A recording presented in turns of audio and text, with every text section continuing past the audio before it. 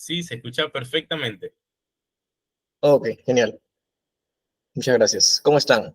Hola, Jaime. ¿Qué tal? ¿Cómo estás? Y bueno, bienvenidos a esta última sesión, ¿ok? De este curso de Python básico. Me gustaría saber cómo están llevando hasta ahora el curso, cómo lo ven. ¿Les parece que está interesante? ¿Les parece que está sencillo, complicado? No sé, me gustaría saber un poco sus opiniones. Ok, gracias, Jaime. ¿Algún otro que quiera aportar ahí un comentario? También me gustaría saber, por ejemplo, si aparte de estar llevando el curso con nosotros, también están estudiando por su cuenta, que pueden ver, por ejemplo, lo que son videotutoriales. Hay bastante información en Internet acerca de cómo programar. Y bueno, eso sería un buen complemento, ¿no? Mientras estudian, en paralelo ven otras cositas por ustedes mismos. Ok, chicos, vamos a empezar entonces con la clase de hoy. El día de la clase pasada, el martes, había quedado un pequeño ejercicio, ¿verdad? Con diccionarios. No sé si alguno de ustedes intentó hacerlo. Era un ejercicio sencillo, muy parecido a uno que habíamos hecho anteriormente. Para los que no han podido asistir a la clase pasada, les voy a compartir nuevamente el link de la clase 3. A ver, denme un momento, por favor.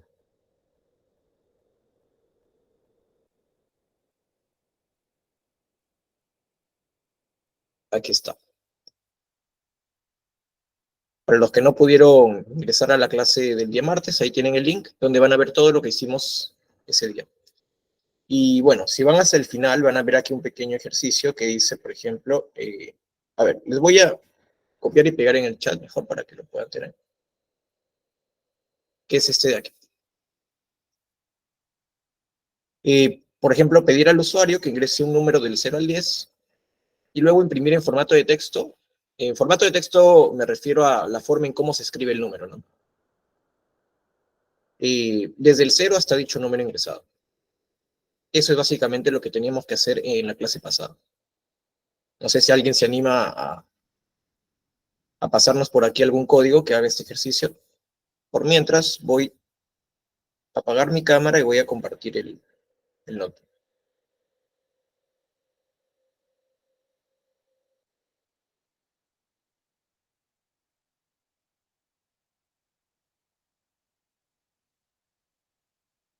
Ahí está. Bien, vemos que ya estamos ingresando más gente. Hola chicos, a los nuevos que están aquí ingresando. Buenas tardes. Les decía a sus compañeros, si alguno de ustedes intentó hacer el ejercicio que había quedado en la clase pasada, este de aquí.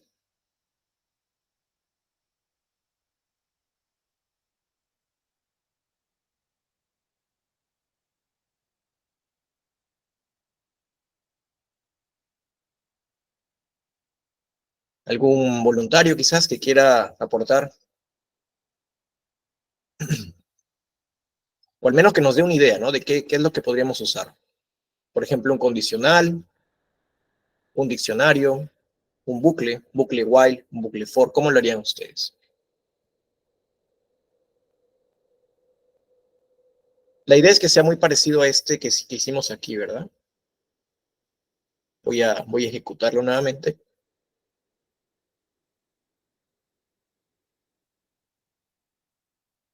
Por ejemplo, ¿no? Que el programa nos diga ingrese un número del 1 al 10, y si nosotros ingresamos 6, en este caso el programa solamente nos está arrojando la palabra 6, ¿no? Pero lo que queremos ahora es que el programa nos arroje 0, 1, 2, 3, 4, 5 y 6, hasta el 6, hasta el número que hemos ingresado aquí.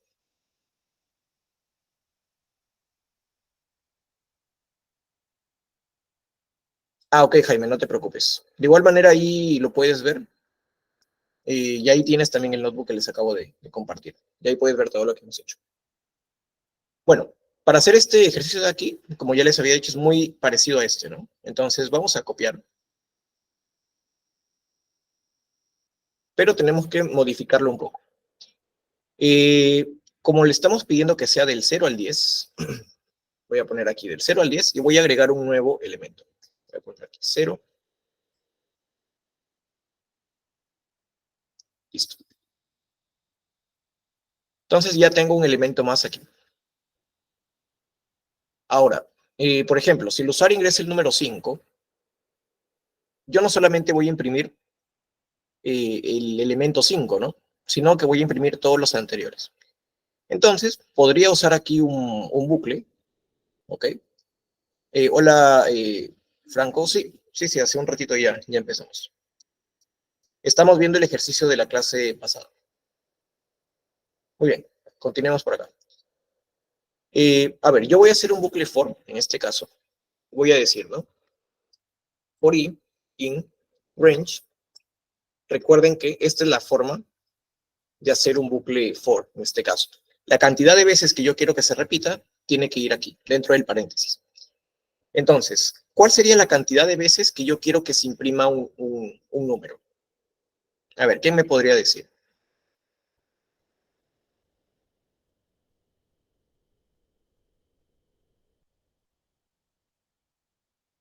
11. Ok, vamos a ver. ¿Qué pasa si ponemos 11?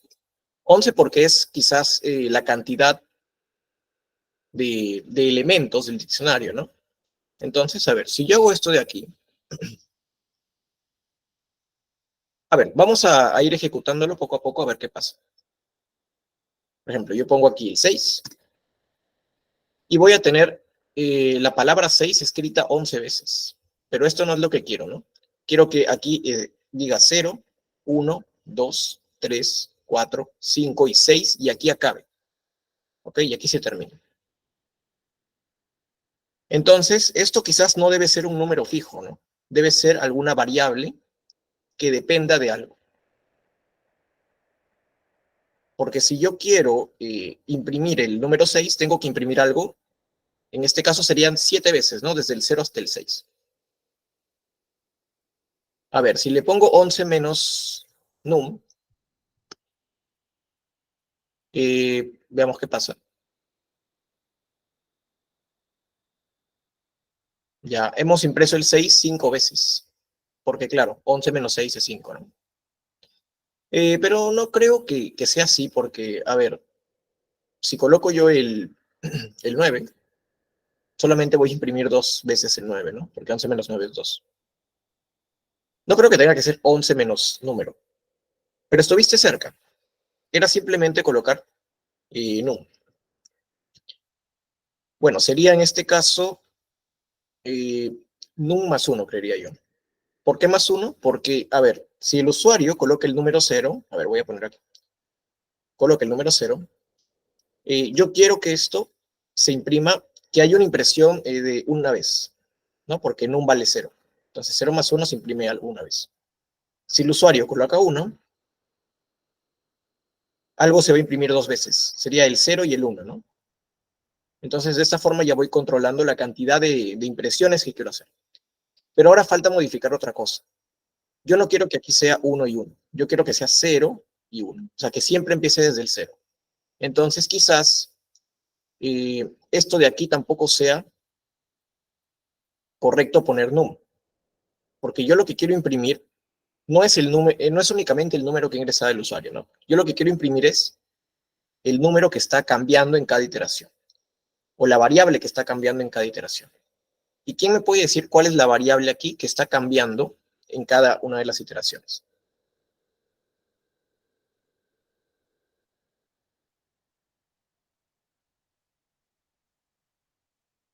Num es la variable que ingresa el usuario, pero si se dan cuenta, num nunca cambia, nunca se actualiza, por así decirlo. Si el usuario ingresa 5, la variable num siempre va a ser 5, sin importar cuántas veces esté iterando. Pero si hay una variable que está cambiando ahí, en cada iteración, ¿cuál es?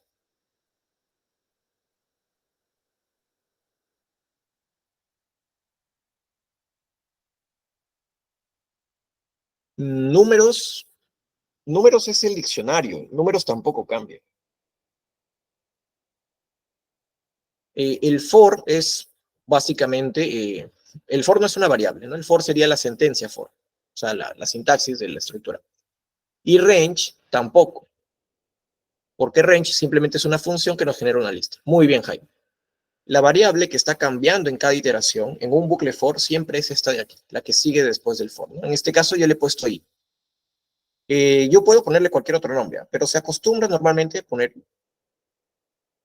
Entonces, esto es lo que quería explicarles. En la primera iteración, esta variable i va a tomar el valor 0. Luego, en la segunda, va a tomar el valor 1. Luego va a tomar el valor 2. Y así sucesivamente hasta que i sea igual a este valor de aquí. ¿Ok? Entonces, lo que yo debería colocar aquí, números, num, en lugar de num, debería colocar la variable que está cambiando. ¿Verdad? Entonces, veamos cómo funcionaría el código. Imaginemos que a ver, vamos a ejecutarlo. El usuario viene y escribe el 5. Entonces, esto es lo que vamos a obtener. 0, 1, 2, 3, 4, 5. ¿Qué ha pasado? Que en la primera iteración, i tenía el valor de 0, ¿verdad? En la primera iteración siempre i empieza por 0. Entonces se ha impreso números, la clave 0. O sea, este de aquí. Acá. Luego, en la segunda iteración, ahora i tiene el valor de 1. ¿Y qué es lo que es impreso? Números 1. O sea, la clave 1. O sea, esto de aquí. ¿Ven? Y así sucesivamente, ¿no? El i va cambiando hasta que el valor de i sea igual a lo que ha escrito el usuario, hasta el número que ha escrito el usuario, ¿no? Bueno, el número que ha escrito el usuario menos 1, ¿ok? Y por eso aquí va a terminar el bucle.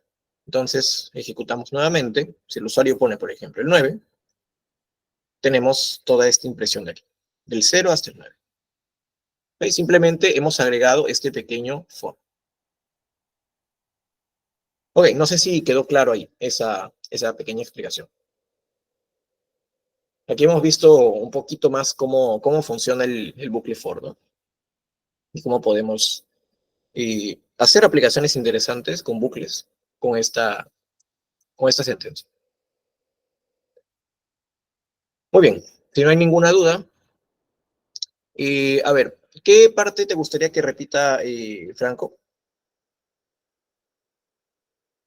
específicamente? Que explique cómo funciona el programa. Allá. Lo que pasa en el bucle for, ¿ok?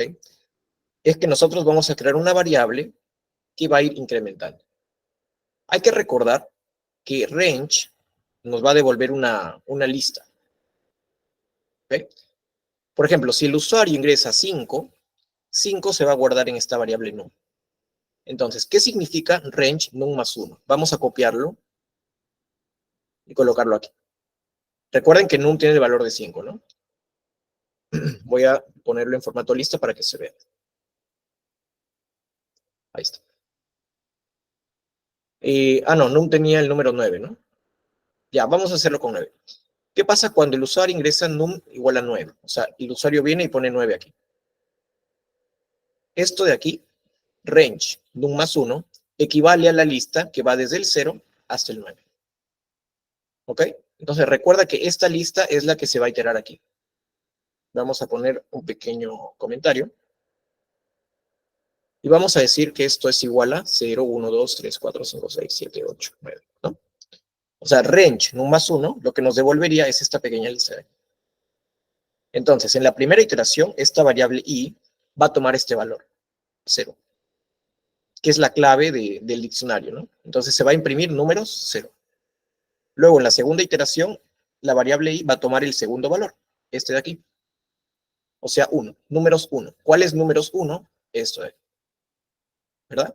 Y así sucesivamente, ¿no? En la tercera iteración, ahora i va a tomar este valor, 2.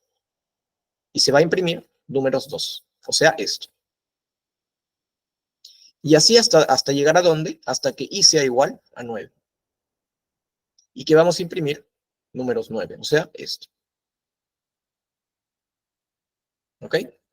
Ahora, si el usuario ingresa, en lugar de 9, ingresa 5, entonces range, num más 1, nos va a devolver una lista que ya no va a ir hasta el 9, sino va a ir hasta el 5 nada más.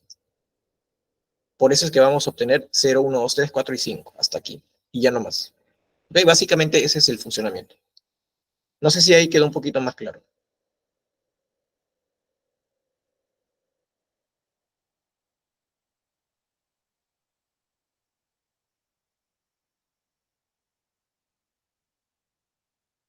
¿Sí? ¿Todo claro, Franco?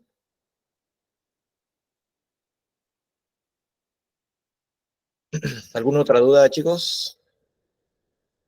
Si no, ya podemos pasar a lo que es el tema de hoy, que son funciones definidas por el usuario.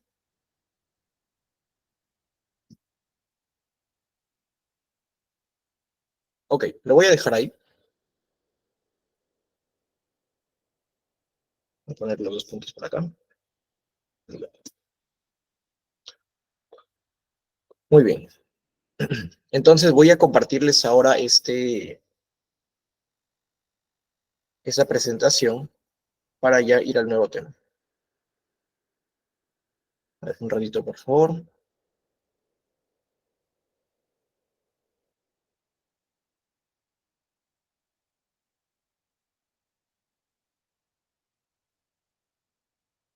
El I es acumulador o contador. El I en este caso funciona como si fuera un contador.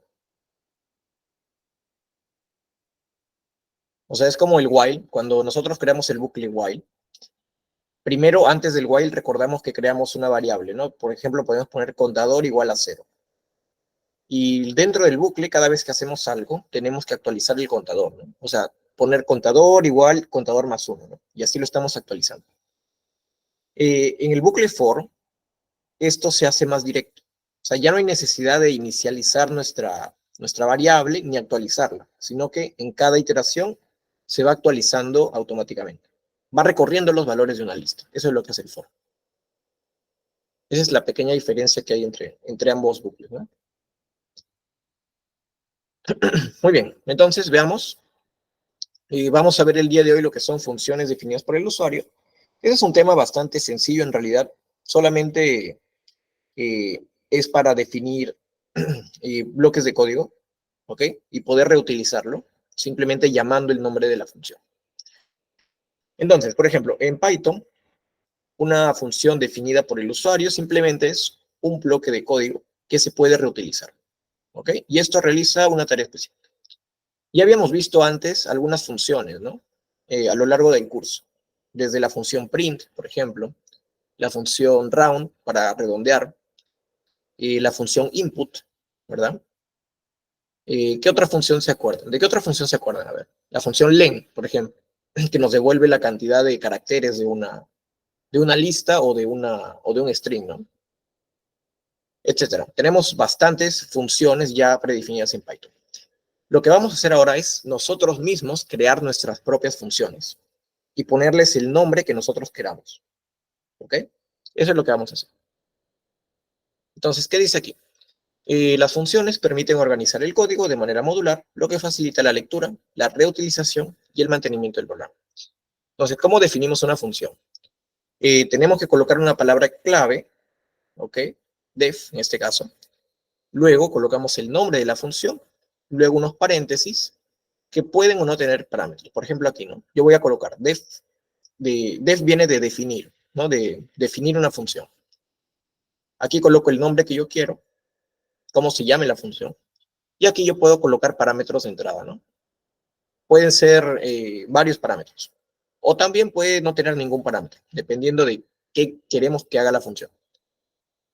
Y bueno, adentro, de manera identada, recuerden, así como si fuera un condicional o un bucle, adentro de eso de aquí, vamos a escribir todo lo que queremos que haga la función. Es decir, vamos a escribir nuestro código. Y bueno, esto puede incluir declaraciones, operaciones, etc. Y al final lo que vamos a hacer es retornar eh, básicamente una variable, ¿no? Un resultado, que es lo que queremos que obtener de respuesta. Muy bien, entonces, por ejemplo, seguimos por aquí un poco para ver mejor qué es una función. Habíamos visto que la función nos ayuda a reutilizar el código, o sea, una vez que hemos definido la función, podemos llamarla desde cualquier parte del programa, ¿no? Esto promueve la reutilización del código y evita duplicación de esfuerzos.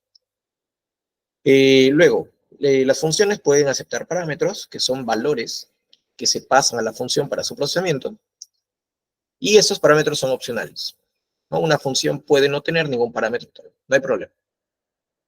Luego, retorno de resultados. Las funciones pueden devolver un resultado utilizando la palabra clave return, y si no hay una declaración de retorno, la función solamente devuelve none, ¿no? Esto de aquí, none, también es un tipo de dato, pero ¿qué significa un tipo de dato vacío? Es decir, que no, simplemente significa que no hay dato, ¿ok? Es un valor nulo, por así decirlo. Bueno, y también tenemos organización de código, ¿no? El uso de funciones ayuda a organizar el código en bloques lógicos, lo que facilita la lectura y el mantenimiento del programa, especialmente en proyectos más grandes. Bueno, entonces vamos ya directamente a ver cómo se crea una función. A ver, voy a dejar de compartir aquí y voy a compartir ahora el notebook de esta nueva clase. A ver, un momento, por favor. Voy a compartir aquí y listo. Ahí se puede ver, ¿no? Ok, esta es la clase 4. Voy a añadir por aquí funciones definidas por el usuario. Ok, entonces recordemos cómo se crea una función. Por ejemplo, en este caso voy a crear una función para escribir un saludo. ¿Ok? Una función que nos imprima hola, por ejemplo. A ver, voy a empezar. Voy a poner def y luego el nombre de la función. Por ejemplo, saludar. Y luego seguido de los paréntesis. Y no se olviden también de los puntos. Acá. Muy bien. ¿Qué quiero que haga la función entonces? Quiero que imprima un saludo. Entonces, aquí adentro, ¿ok? Dentro de la función, voy a poner, por ejemplo, print hola. Es lo que quiero que haga la función, ¿no? Simplemente que salude. Muy bien, y eso sería todo. Entonces, cuando yo ejecute esto, ok, voy a darle aquí. Esperamos un momento.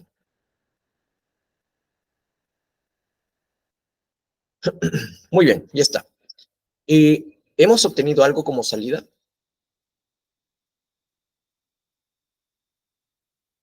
¿Alguien ve algo que haya salido aquí?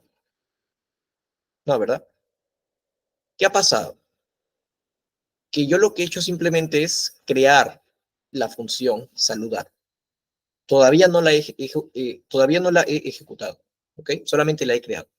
Entonces, una vez que ya he creado la función, yo puedo añadir otra celda de código por aquí y llamar a la función saludar de esta forma. No se olviden de poner sus paréntesis siempre. Estos paréntesis indican que algo es una función, ¿no? Veamos. Ejecuto aquí y ya tengo la salida hola. ¿Ok? ¿Por qué? Esta función saludar ya existe porque yo la acabo de crear, ¿no? La he creado aquí. Si no hubiera creado esto, aquí me hubiera salido un error. Entonces yo puedo modificar la función cuantas veces quiera, ¿no? Por ejemplo, aquí, hola, estoy aprendiendo Python. Entonces, mientras yo no ejecute esto, vean, yo no lo voy a ejecutar otra vez esto. No vamos a ver la modificación, ¿ok? Yo tengo que ejecutar nuevamente aquí para eh, volver a sobreescribir la función en este caso, volver a definirla, ¿no? Ahora, una vez que ya la actualicé, voy a usarlo de nuevo y ahora tengo esto, ¿no? O le estoy aprendiendo. ¿Ok? No sé si queda claro hasta aquí cómo funciona una función.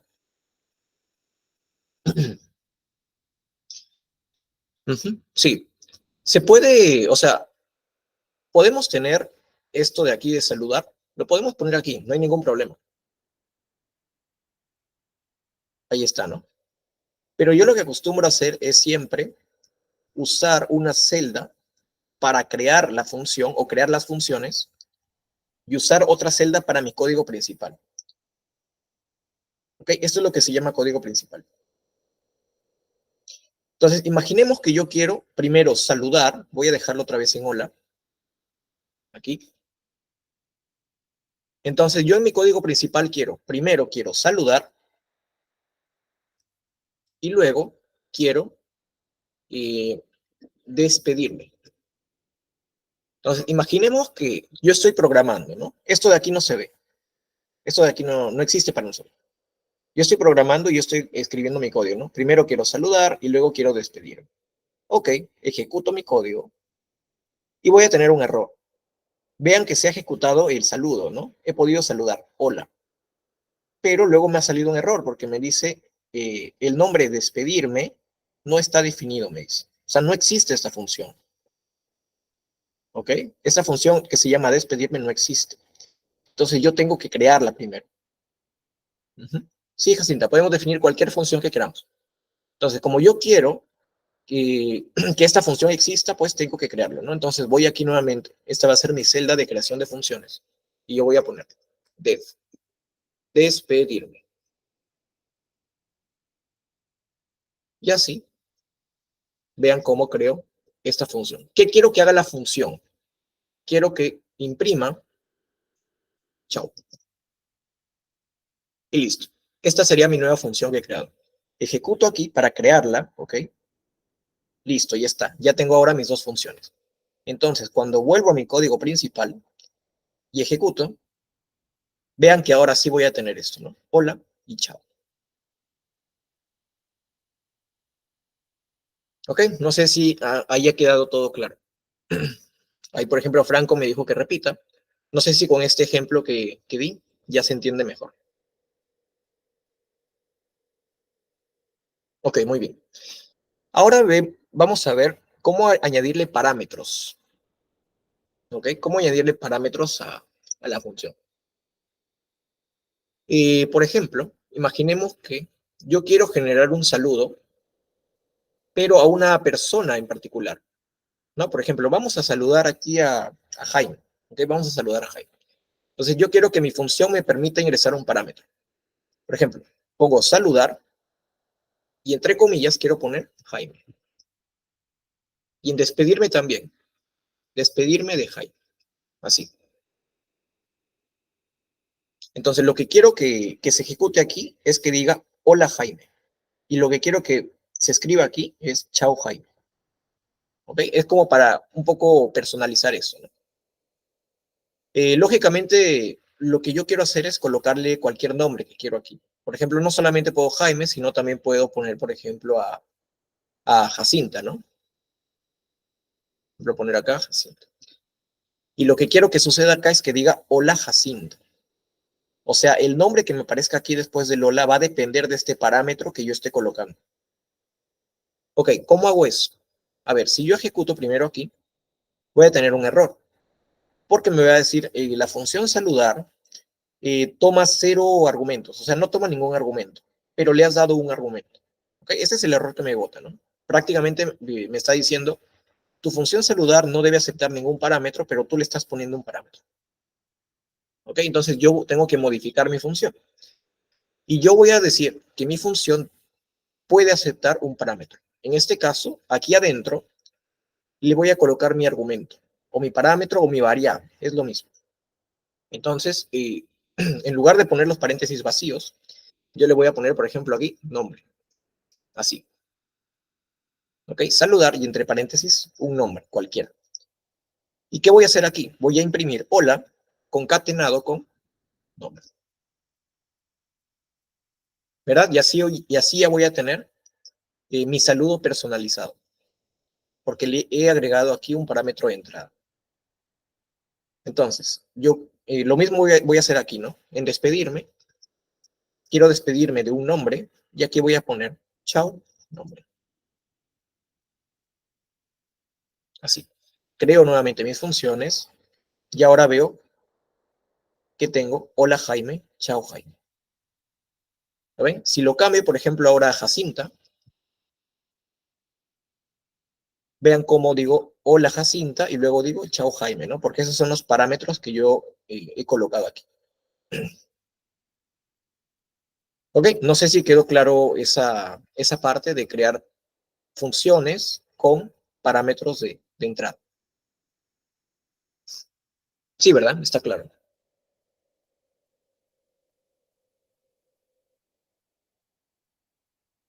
Ujú, muy bien. Ok, ahora vamos a ver cómo retornar valores en una función.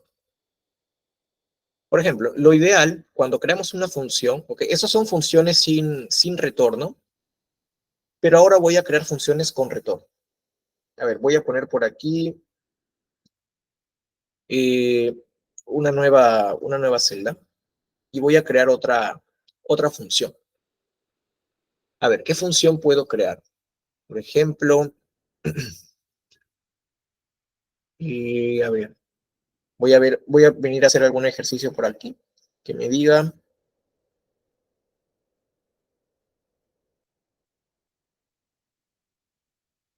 a ver, ¿cuál escojo?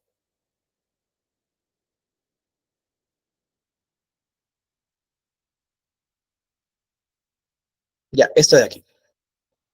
Crea una función que obtenga el promedio de 3 notas.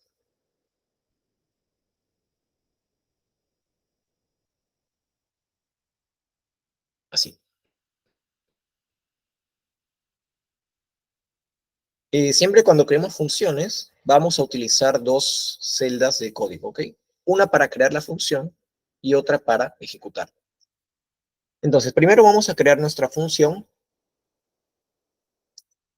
que se va a llamar, por ejemplo, no sé, obtener promedio. Paréntesis. Ah, otra cosita. Recuerden que el nombre de una función es similar al nombre de una variable. Es decir, yo no puedo colocarle aquí un espacio en blanco. ¿Ok? Este espacio en blanco lo voy a simular con un guión bajo, por ejemplo. O si gustan, pueden utilizar la forma del camel case y escribir así, ¿no? Obtener promedio. Vamos a dejarlo así, ¿ok? Esta forma también se ve. Es una buena práctica nombrar también así las variables. Ya, las funciones, ¿no? Muy bien, tengo mi función, obtener promedio. Y lo que voy a ingresar aquí son 3 notas, porque aquí me dice, ¿no? Crea una función que obtenga el promedio de 3 notas. ¿Qué es lo que yo quiero hacer en mi código principal?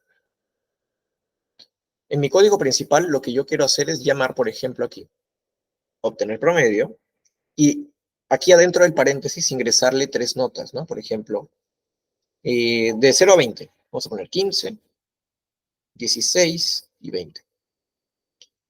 Cuando yo ejecute esto, aquí me va a salir error primero, porque me dice que obtener promedio no existe.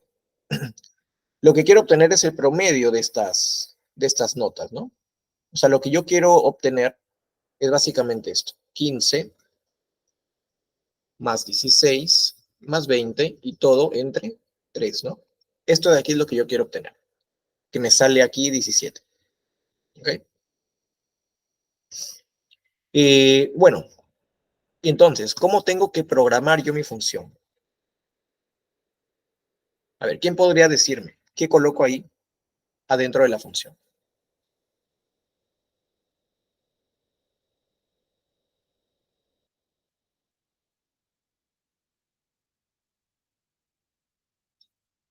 Debo colocarle primero las notas, ¿verdad? O sea, debo colocarle parámetros. Si yo le estoy colocando parámetros aquí a mi función, cuando la creo tengo que colocar aquí argumentos también. ¿Ok? Si yo voy a colocar 3 argumentos, aquí tengo que colocarle 3 argumentos o 3 variables.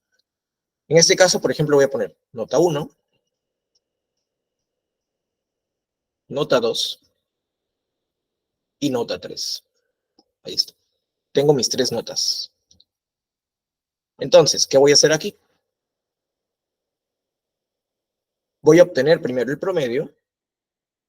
Voy a decir promedio es igual a nota 1 más nota 2 más nota 3 y todo dividido entre 3. Ok, de esta forma yo obtengo el promedio. Y luego voy a poner acá, imprimir promedio. Así. Ok. Veamos qué pasa. Ejecuto esto. Ya. Ahora, obtener promedio 15, 16, 20. Ahí lo tengo, ¿no? 17. ¿Qué es lo que ha pasado? Que, a ver, este número 15 ha ingresado su valor a este argumento. Este número 16 ha ingresado aquí. Y este 20 ha ingresado aquí. Entonces, ya tienen esos valores asignados, ¿no? Se han sumado y se han dividido entre 3. Y he obtenido aquí el promedio, ¿no? Porque he puesto imprimir promedio.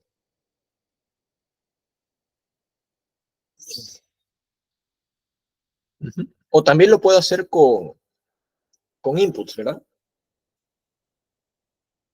Por ejemplo, podría poner aquí, en mi código principal, recuerden, siempre, ponerle, ¿no?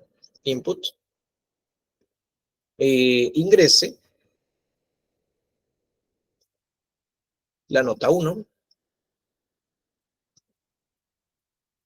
y aquí le pongo, por ejemplo, nota 1. Y esto repetirlo, ¿no?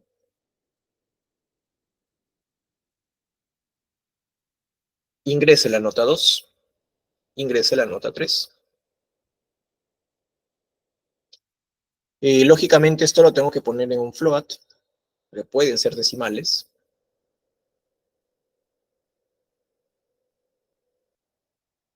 Float por aquí y float por acá.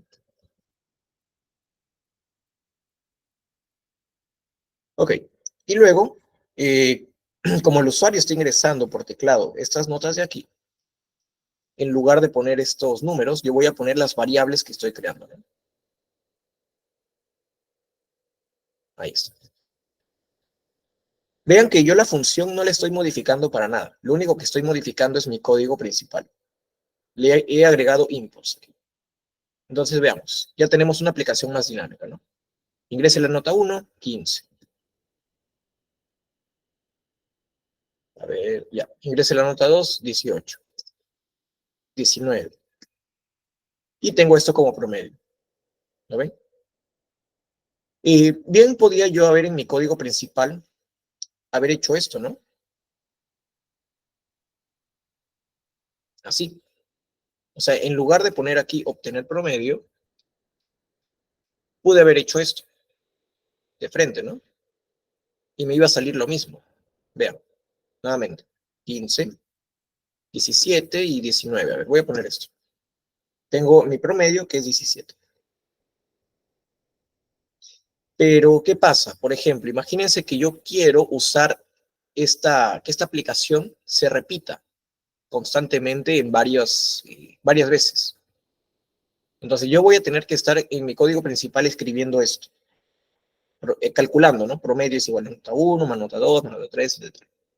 Entonces, en lugar de hacer todo esto, claro, porque esa es una operación fácil, ¿no? Es una función muy pequeña. Pero hay veces en que lo que yo quiero que haga la función es una ejecución muy grande. Entonces, ahí sí, vamos a ver que en lugar de estar escribiendo cada rato esto, simplemente lo que voy a hacer es decirle obtener promedio de las notas. Nota 1, nota 2, notas. Y voy a obtener lo mismo. Ok, vean que cuando yo puse aquí, por ejemplo, 16, 18 y 19, tenía un número con muchísimos decimales. Entonces yo puedo aquí ir mejorando cada vez mi función, ¿no? Voy a poner aquí que promedio es igual, y voy a actualizarlo acá, ¿no? Promedio es igual, round, promedio, 2 decimales. Ahí está.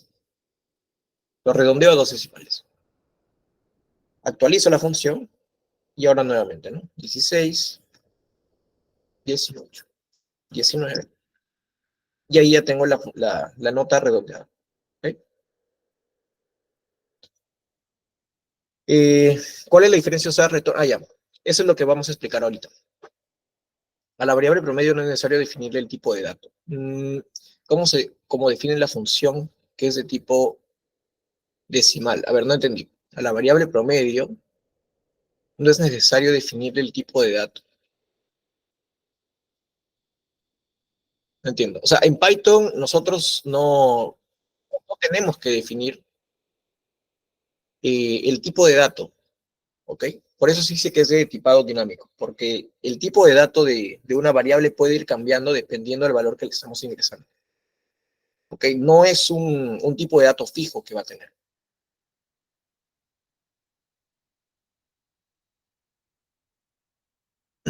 ¿ok?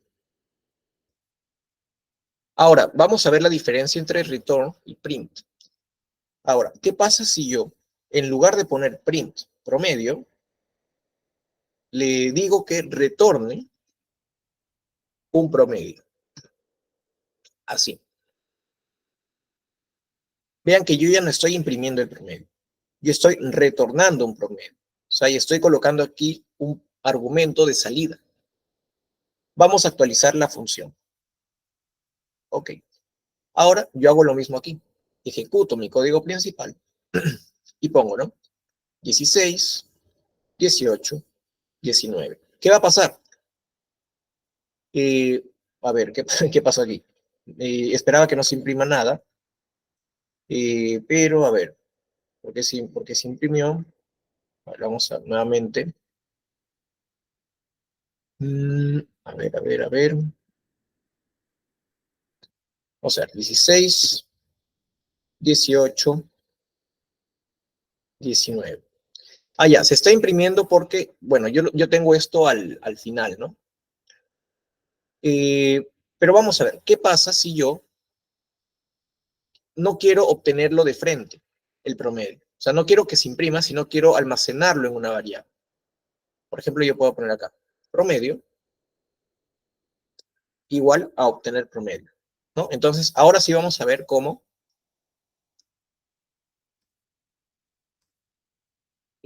no se va a ejecutar nada, ¿verdad?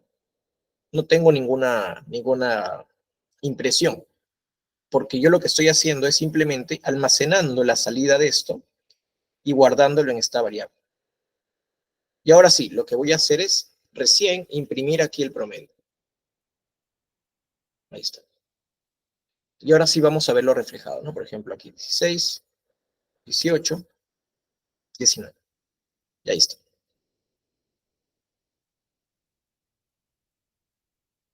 Ahora, ¿qué pasa si yo no coloco un return? Por ejemplo, voy a dejarlo nuevamente en print. Vamos a ver. Voy a dejarlo nuevamente en print. Eh, y yo voy a colocar esta nueva variable promedio obtenido. Así. Y aquí voy a tratar de imprimir el promedio obtenido. Ok. ¿Qué va a pasar? Veamos. Actualizo la función. Ok. Ejecuto aquí. 16, 18, 19. Y miren qué se está imprimiendo aquí. Tenemos el promedio y aquí tenemos none. A ver, ¿quién me puede decir por qué aquí se imprimió este dato none? Este dato que significa que es vacío, ¿no? A ver, ¿por qué se me ha impreso esto al final?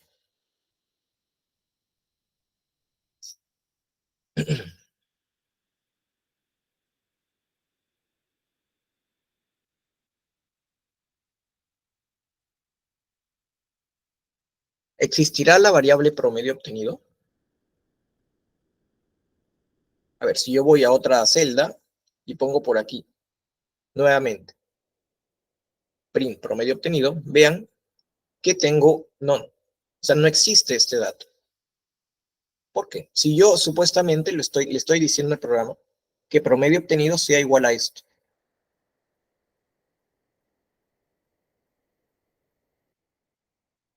Uh-huh.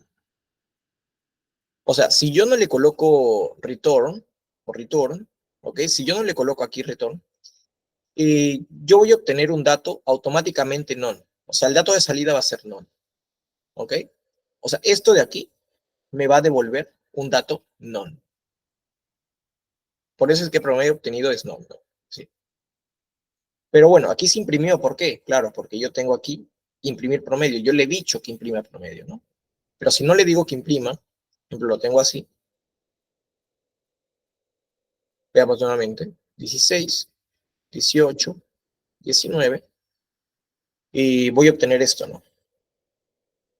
Entonces, lo que tengo que hacer siempre en una función, si quiero un parámetro de salida, siempre con retorn. O sea, estoy retornando esta variable. Ahora sí. 16, 18, 19. Y lo que yo obtengo aquí es lo que estoy retornando, ¿no? El promedio que se retorna y se ingresa en esta variable de aquí. Y ahora lo imprimo, me sale esto.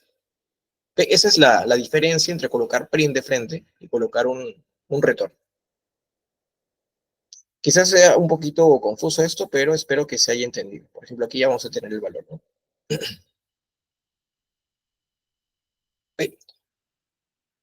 ¿Alguna duda hasta ahí? Ah, ya, no entendí la diferencia. Lo que pasa es que print es para imprimir la variable de salida. En cambio, return es para almacenar un valor en una variable. ¿Ok? Return no te va a imprimir nada. Por eso es que si yo aquí no le coloco el print,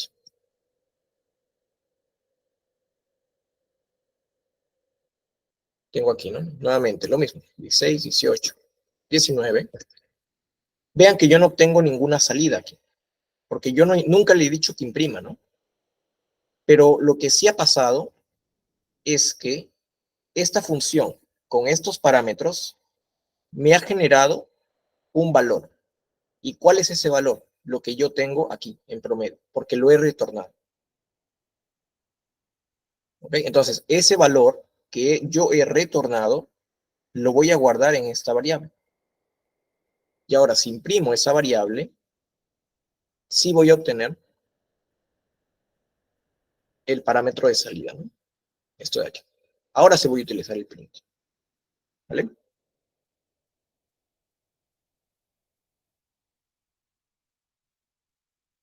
sea, básicamente estos son las entradas de la función, lo que entra a la función, y esto es lo que sale de la función. Entonces, aquí en el código principal, esto es lo que entra a la función, y todo esto es lo que sale de la función, que se almacena acá. Muy bien. Ahora vamos a hacer unos pequeños ejercicios para que se entienda mejor esto. Vamos a ver. Aquí nos dice, por ejemplo, aquí. Crea una función que imprima un mensaje del día aleatorio. Los mensajes estarán almacenados en una lista. A ver, ¿cómo haríamos esto de aquí? Por ejemplo, lo que quiero hacer yo es esto, ¿no? Imprime mensaje aleatorio. Así yo quiero que se llame mi función. Imprime mensaje aleatorio, sin parámetros, así nada más. Cuando yo ejecute esto, quiero que se imprima un mensaje aleatorio, ¿no? Tal como dice aquí la función. Por ejemplo, hoy es un buen día, o le estoy aprendiendo, no sé, cualquier mensaje que a ustedes se les ocurra, pero de manera aleatoria. O sea, que yo no lo pueda controlar. Entonces, ¿cómo generamos esa función? ¿Cómo creamos esta función?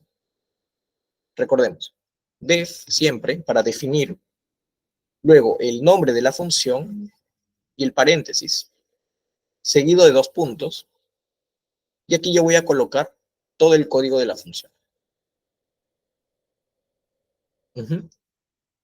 Exacto. Aleatorio va con la función random. Entonces, para eso, dentro de la función, yo voy a importar el módulo random, ¿no? Porque quiero que sea aleatorio. Y aquí dice, los mensajes estarán almacenados en una lista. Entonces, primero voy a crear una lista con posibles mensajes, ¿no? A ver, ¿quién me puede decir por el chat algunos mensajes que yo quiero almacenar? Por ejemplo, eh, hoy es un buen día, ¿no? Como dije, hoy es un buen día. Este va a ser uno de los mensajes. Quiero crear otro. Por ejemplo, aprendiendo Python. Otro, por ejemplo. Hola, mundo. A ver, alguno más. Hoy termina la clase. Feliz día de la madre. Ok, vamos a poner acá. Hoy termina. Como ya no me alcanza, bueno, hoy por fin acaba el curso. Sí. Feliz día de la madre. Listo, ya, suficiente. Con esto de aquí, creo que ya está. Y ahora, cada vez que yo ejecute esto de aquí, quiero que aleatoriamente se imprima una de estas frases que yo he colocado, ¿no? Entonces voy a seguir aquí. Voy a decir, quiero imprimir.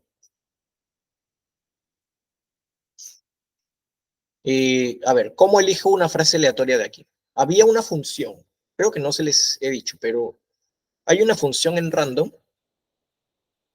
Bueno, en este caso es un método donde yo puedo a partir de una lista escoger un elemento al azar.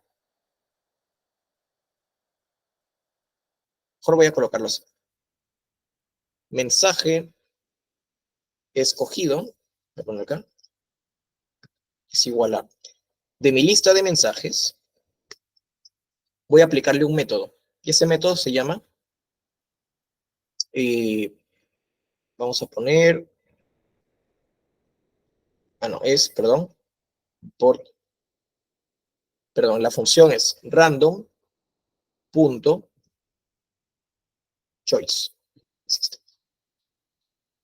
¿Okay? Random.choice. Y aquí voy a colocar el nombre de la lista. Así. ¿Okay? Mensaje escogido es random.choice, o sea, una elección al azar de la lista mensajes. Y lo que voy a imprimir es el mensaje escogido. Listo. Con esto ya debería estar creada mi función. Veamos. Ahí está, ¿no? Miren, feliz día de la madre. Lo vuelvo a ejecutar. Nuevamente, ¿no? Feliz día de la madre. Hoy por fin acaba el curso. Nuevamente, ¿no? Aprendiendo Python. Entonces, así voy a ir generando mensajes aleatorios. Vean que yo ya no estoy ejecutando todo este código. Lo único que estoy haciendo es llamar. ¿Vale? No sé si quedó alguna duda hasta ahí. Ahora les he hecho un ejemplo de una función sin retorno, solamente imprimiendo.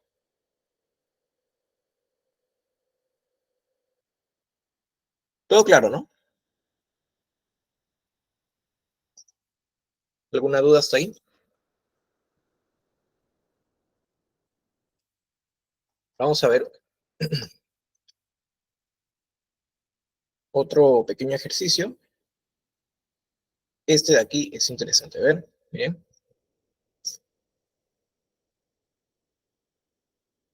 Dice,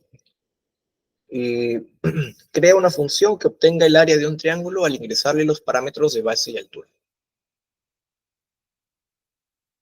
Sí, Jacinta, hoy acaba la clase. Hoy es la última clase de este curso.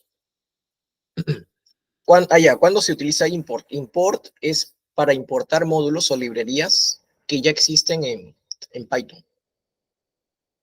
Por ejemplo, yo aquí utilicé import random porque existe un módulo random que tiene funciones y métodos que yo quiero utilizar. Porque yo aquí quería utilizar la función choice, pero si yo no importo esto y solamente digo choice, mensajes, y lo ejecuto, vean que aquí ya me está saliendo un error. Me está diciendo la función choice no está definida. ¿Ok? No está definida, no existe. Eso es porque no existe en Python como tal, sino existe dentro de este módulo random. Entonces yo le tengo que colocar aquí el módulo random y especificarle la función que quiero utilizar. Más adelante, bueno, ya en cursos más avanzados, se ve cómo nosotros podemos crear nuestros propios módulos, así como random, por ejemplo, ¿no? Podemos crear nuestras propias librerías, nuestros propios módulos, y luego en un código totalmente aparte, nosotros podemos importar nuestro módulo que hemos creado y poder usar las funciones que tiene nuestro módulo. ¿Ok? Pero para eso se usa el import, para importar librerías desde otro sitio, ¿no? De un sitio externo.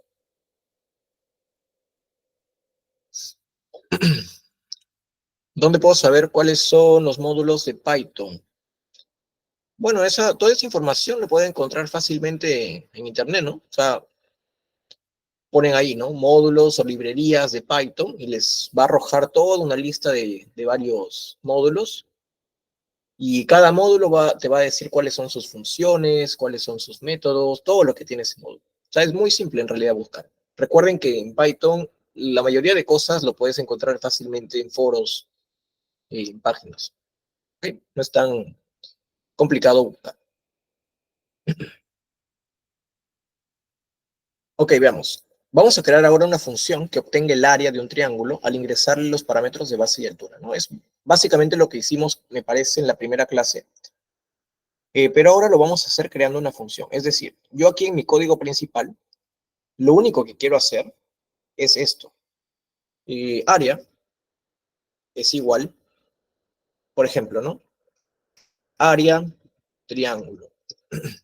Y aquí le pongo, voy a poner acá, área, triángulo. Base y la altura. Entonces yo puedo aquí complementar esto con inputs, ¿no? Por ejemplo, en mi código principal pongo input, ingrese el área, perdón, ingrese la base en formato float, base. Y luego hacer lo mismo para la altura, ¿no? Altura, ingrese la altura. Recuerden que siempre es bueno especificar las unidades de medida en este caso. Por ejemplo, la base en centímetros y la altura también en centímetros. Así. Y yo en lugar de estar haciendo esto en mi código principal, de estar diciendo, ¿no? Área igual a base por altura entre 2, en lugar de estar aplicando esta fórmula directamente, yo puedo decir área es igual a área triángulo, base, altura. O sea, ya voy a tener una función para ello. Y simplemente voy a imprimir el área. Así. ¿Okay? Como si ya existiera esta función. Obviamente aquí me va a salir error. ¿Por qué? Bueno, hasta que no llegue a este punto, ¿no? Por ejemplo, pongo aquí 20, 30, y me va a salir un error porque me va a decir que no existe esto. Área triángulo. Ah, ya, ¿qué tengo que hacer? Voy a crearlo. Defino mi función. Área triángulo. Y como parámetros le voy a poner base. ¿Ok? Y ahora aquí, dentro de la función, voy a hacer la operación matemática, ¿no? Base por altura entre 2. Y quiero retornar el área. Eso es lo que quiero obtener como salida. Quiero retornar el área.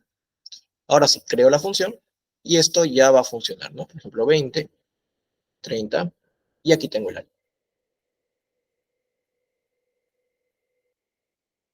¿Okay? Recuerden que... Uy, ¿cómo el divisor? No entiendo. ¿A qué te refieres con el divisor, Jaime?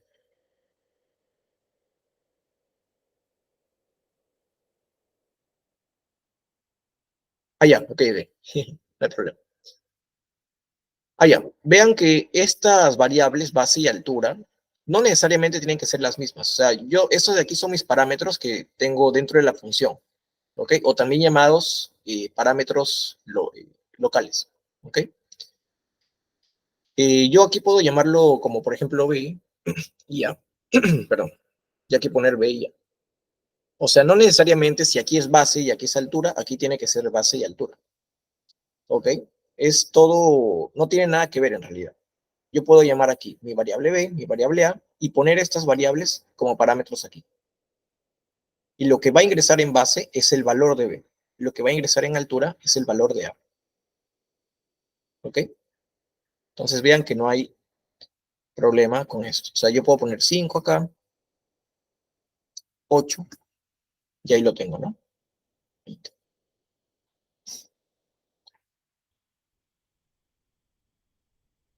¿Ok? Sencillo, ¿no? Esto de aquí. A ver, vamos a ver otro un poquito más complicado. A ver esta, por ejemplo. ¿Cómo crearían una función que obtenga el número de palabras de un texto? O sea, básicamente lo que yo quiero hacer es esto. En mi código principal poner input, ingrese un texto. Ingrese un texto. Esto lo voy a almacenar en mi variable texto. ¿Ok? Y voy a poner, por ejemplo, número. Voy a poner acá. Número de palabras es igual a num palabras del texto que yo he colocado. Y voy a imprimir. El texto tiene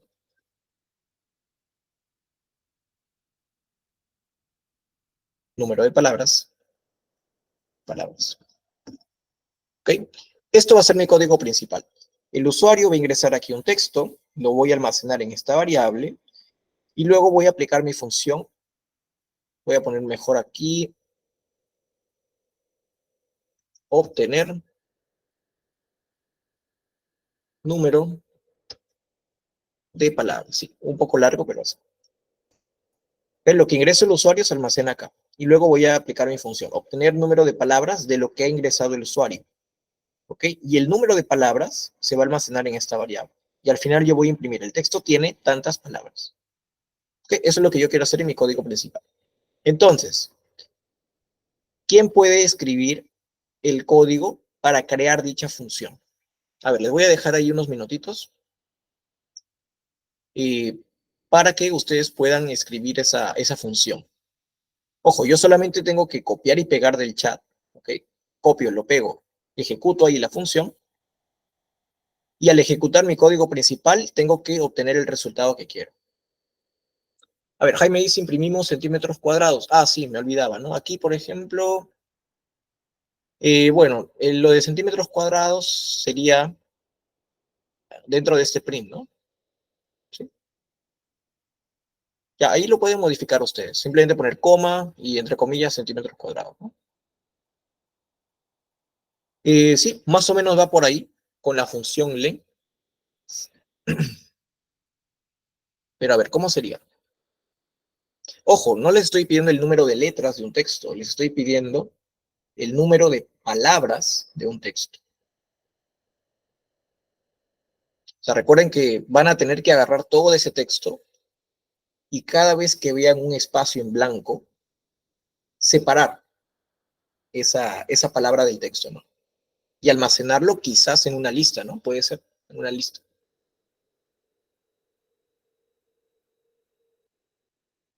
Voy a darles una pista a ver para que lo puedan hacer más rápido. Recuerden que yo tengo la función split o el método split, por ejemplo. Si yo tengo el texto, hola, ¿cómo estás? Y a este string yo le aplico un split y quiero separarlo por espacios en blanco. Entonces simplemente lo pongo así. Hola, ¿cómo estás? Punto split.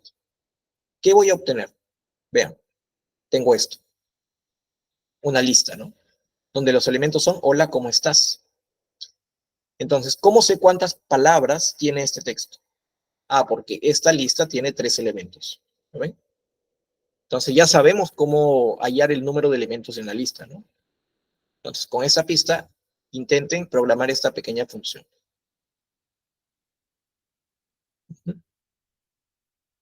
A ver, los espero, chicos. Practiquen.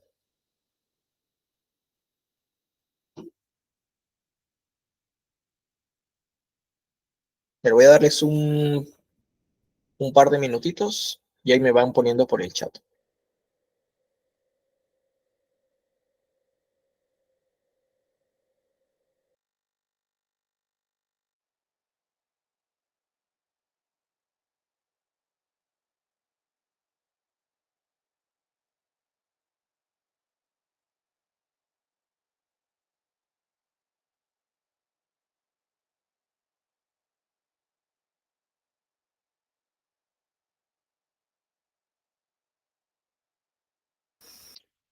Sí, intenten abrir un notebook aparte, programar la función.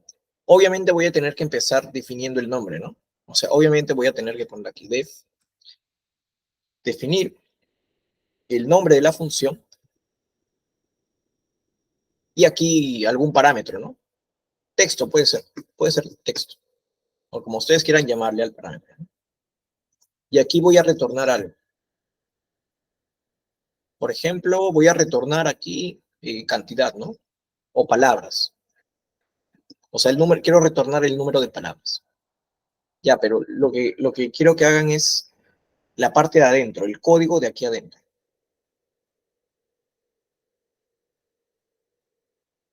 A ver, un par de minutitos más.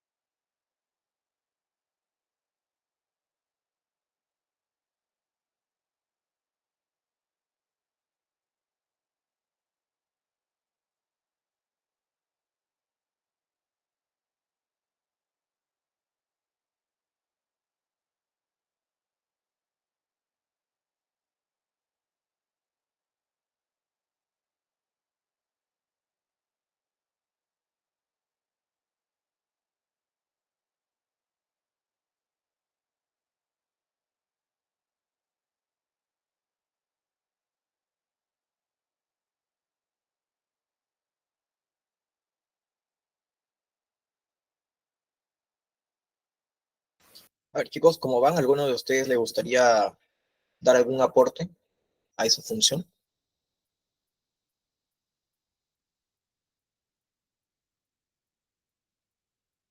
O quizás se han estancado en alguna parte y tengan alguna duda. Ujú.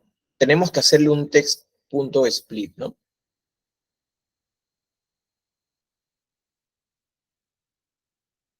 Ujú. Claro, básicamente solo sería eso, ¿no? Eh, bueno, en lugar de count, creo que iría un len para saber la cantidad. O sea, simplemente lo que hay que hacer es, del texto que hemos ingresado, hacerle, ¿no? Un texto.split. Y vamos a obtener una lista con la cantidad de palabras, ¿no? Que tiene el texto. Entonces, a esta lista simplemente le vamos a hallar la longitud, o sea, la cantidad de elementos de esa lista. Y esto va a ser igual al número de palabras. Y creo que solamente sería eso, ¿no? Palabras es igual a la longitud de la lista que me arroja texto.split. Y esto sería todo. A ver, vamos a probarlo. Ya tengo esto. Veamos. ¿Y qué texto puedo poner? Ya se está acabando el curso. Ahí está. ¿Ven? Me arrojó, el texto tiene 6 palabras, ¿no? 1, 2, 3, 4, 5, 6. Y está. Ya creé mi función y ya lo pude ejecutar correctamente aquí en el código principal. El main, como le llaman. Ese es el main. Muy bien, ¿alguna duda hasta ahí? Voy a eliminar esto. Listo. ¿Quedó claro cómo hacer esa función? Muy bien. A ver, ahora vamos a ver otro ejercicio donde tiene que ver la recursividad. Vamos a ver qué es la recursividad. Por ejemplo, este de aquí. Que dice, crea una función que obtenga el factorial de un número. ¿Saben lo que es el factorial de un número, no? Por ejemplo, ¿cuánto es el factorial de 4?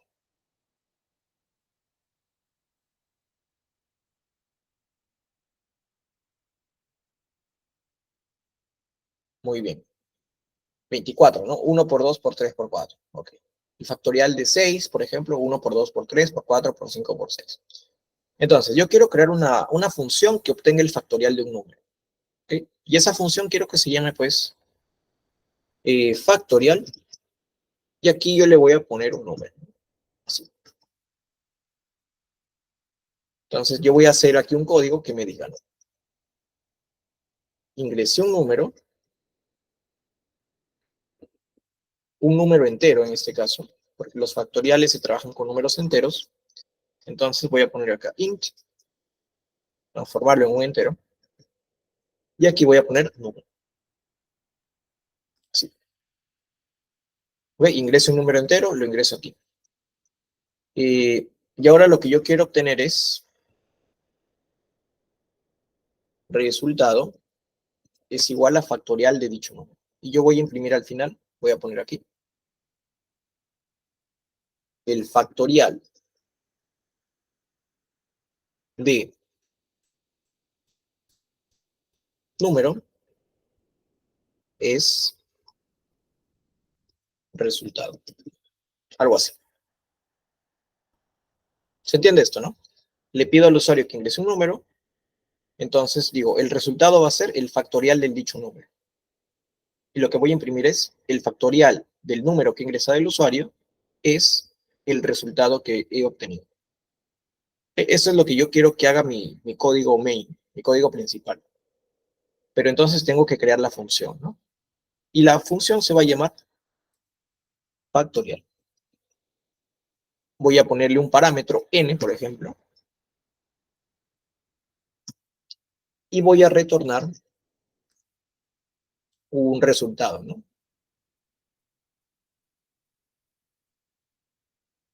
Okay. Resultado. Ojo, también, lo que estoy retornando acá no tiene que ser necesariamente igual que esto, por si acaso. Son cosas aparte. Recuerden que yo puedo esto llamarle cualquier cosa, ¿no? Puedo llamarle A, si gusto, y aquí poner A, ¿verdad? Pero bueno, lo dejo así. Entonces, ¿cómo haríamos este código para obtener el factorial de un número? Muy bien, ahí Jaime nos ha dado un pequeño código, ¿no?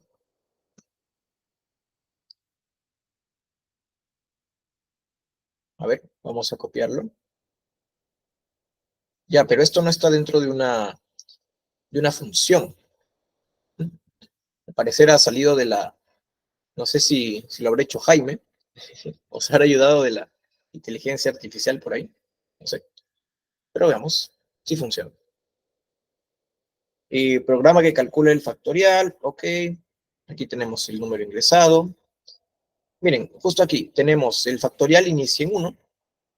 Creamos aquí una variable, utilizamos un while. Vamos a probar este código, a ver. 5. Ahí está, ¿no? Muy bien. El factorial de 5 es 120. Claro, lo que está pasando es que está creando aquí una pequeña variable y está usando un bucle, ¿no? Mientras esta variable sea menor o igual que el número que ha ingresado el usuario, vamos a multiplicar, vamos a actualizar el valor del factorial. Por lo tanto, si el usuario pone 5, esto sería, mientras i sea menor o igual que 5, voy a hacer esto, ¿no? Entonces, factorial va a ser primero 1 por 1. Se actualiza. En la siguiente iteración, factorial va a ser igual ahora 1 por 2, porque el i ha crecido, ¿no? Luego va a ser 2 por 3. ¿Ok? Y así hasta llegar hasta el 5. Y se va a ir calculando el factorial. Muy bien, esa es una forma de hacerlo, pero con bucles. Vean que he utilizado unas cuantas líneas de código para hacer esto, ¿no? Y quizás no sea tan sencillo entender. Entonces, para evitar eh, crear códigos muy largos o extensos, hay ocasiones donde es preferible usar la recursividad. Okay, en este caso, para este ejercicio yo voy a utilizar la recursividad. Entonces, ¿a qué me refiero con recursividad? Recursividad en este caso, en programación, significa llamar a la función dentro de la creación de la función. ¿Okay? Es decir, yo aquí adentro de la definición de mi función factorial, voy a hacer uso de la función factorial. Quizás esto sea un poco raro, ¿no? Porque ustedes dirán, ¿cómo es posible que yo pueda usar aquí la función factorial dentro de la misma definición de la función factorial? O sea, es como que la función todavía no existe, pero ya la estoy utilizando, ¿no? Esto en Python, y bueno, normalmente en programación se puede hacer, ¿ok? No va a haber ningún problema. Entonces veamos. Primero voy a utilizar aquí un pequeño condicional, ¿no? Y voy a decir, como ustedes saben, el factorial de 1 es 1. Entonces yo para eso primero necesito truncar un valor.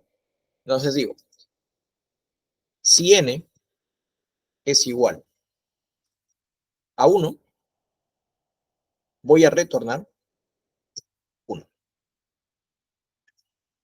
De lo contrario, ¿qué voy a hacer? Voy a retornar el factorial de n menos 1 multiplicado por n. Y esto ya no. Lo puedo hacer así incluso, todo de frente. A ver, ya está. Ahora, ¿tiene sentido que haga esto? Veamos, ¿qué pasa si el usuario pone, por ejemplo, que n valga 1? Entonces el código va a venir y va a decir esto. Si n es igual a 1, entonces como esto es verdad, va a retornar 1, ¿no? Todo ok. Ahora, pongamos en el caso en que el usuario ingrese el número 2. ¿Qué va a pasar? N va a tomar el valor de 2, ¿sí o no? Entonces va a venir aquí al condicional y va a decir, esto es falso, por lo tanto, esto lo ignora y va a ejecutar el else, ¿ok? Recuerden que n vale 2. ¿Y qué va a retornar ahora? Va a retornar el factorial de n menos 1. ¿Pero cuánto vale n? N vale 2, ¿verdad? Entonces, 2 menos 1 es igual a 1.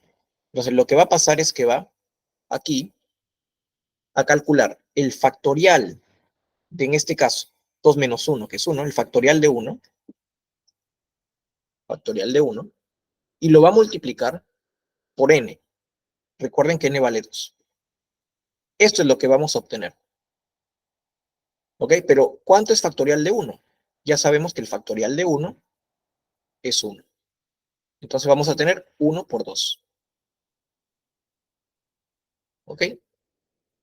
Ahora, ¿qué pasa si el usuario, en lugar de ingresar el 2, ingresa el número 3? O sea, ¿qué pasa si n ahora vale 3? Entonces, va a venir aquí y va a decir, esto es falso. Entonces voy a retornar esto.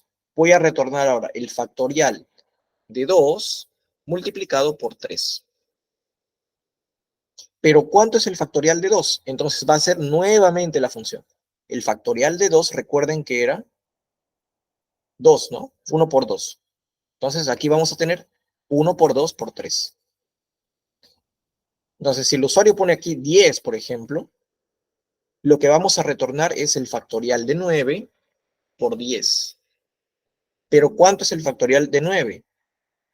Vamos a recurrir nuevamente a la función, ¿no? Para hallar el factorial de 9. Y entonces va a resultar que esto es 1 por 2 por 3 por 4 por 5 por 6, está por 9. Y esto por 10. No sé si se entiende ahí esa parte.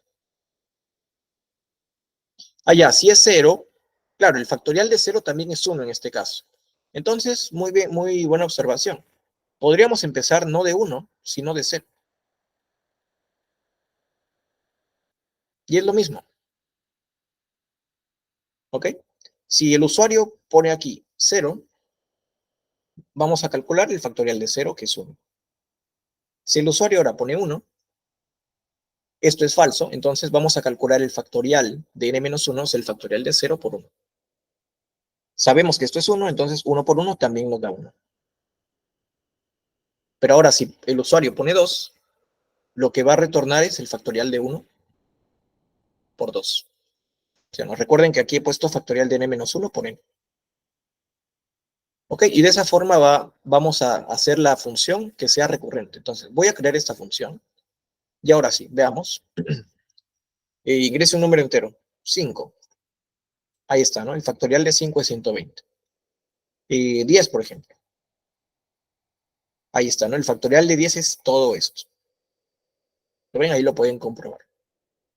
Entonces, fíjense que yo ya no necesité utilizar creación de variables, utilizar un bucle, una condición aquí, una actualización y todo eso. Lo único que hice fue hacer esta pequeña multiplicación. O sea, un pequeño condicional y aquí una recursividad.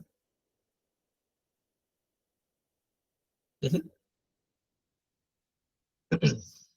¿Quedó claro?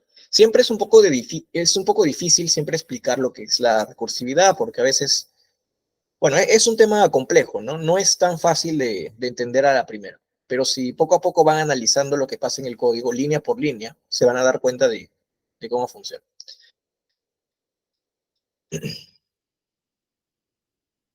Muy bien. Aquí les voy a dejar este código de Jaime para que también lo tengan. Vamos a ver ahora otro ejercicio donde también vamos a aplicar recursividad. ¿Alguien conoce la serie de Fibonacci?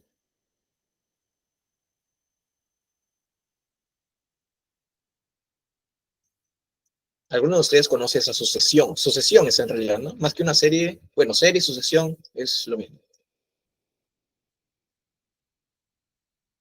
A ver, ¿quién me puede escribir aquí los 5 primeros términos de la serie de Fibonacci?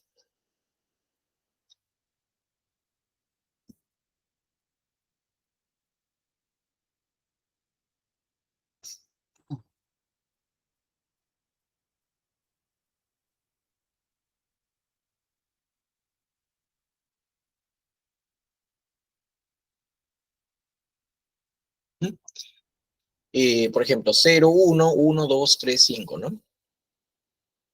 La serie de Fibonacci es una serie cuyo nuevo elemento se forma con la suma de los dos anteriores, ¿no?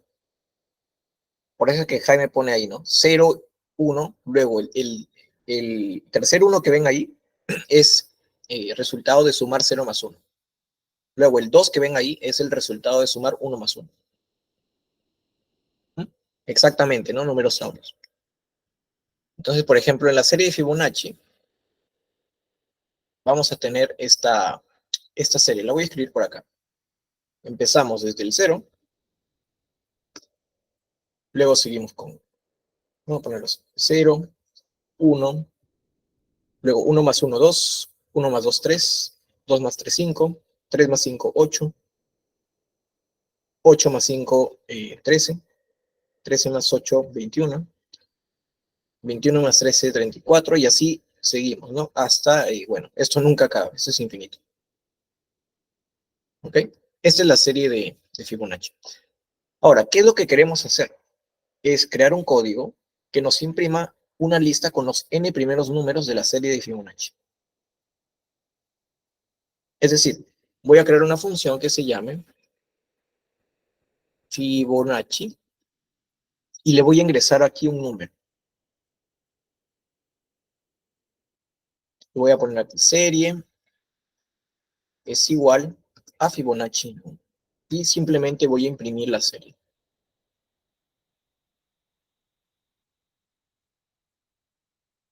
Puedo hacerlo con un input, ¿no? Num es igual input, ingrese un número.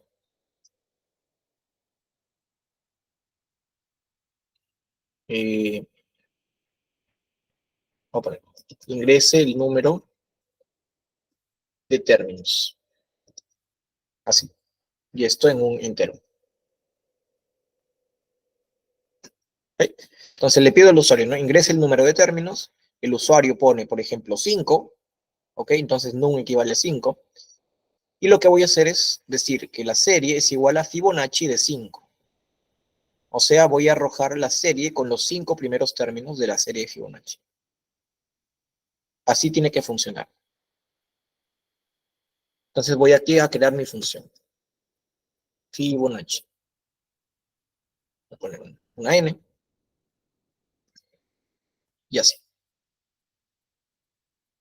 ¿Ok? Eso es lo que quiero hacer. Entonces, ¿alguna idea de cómo hacer ese pequeño código? Para eso también yo puedo utilizar recursividad. Es decir, llamar la función dentro de la creación de la función.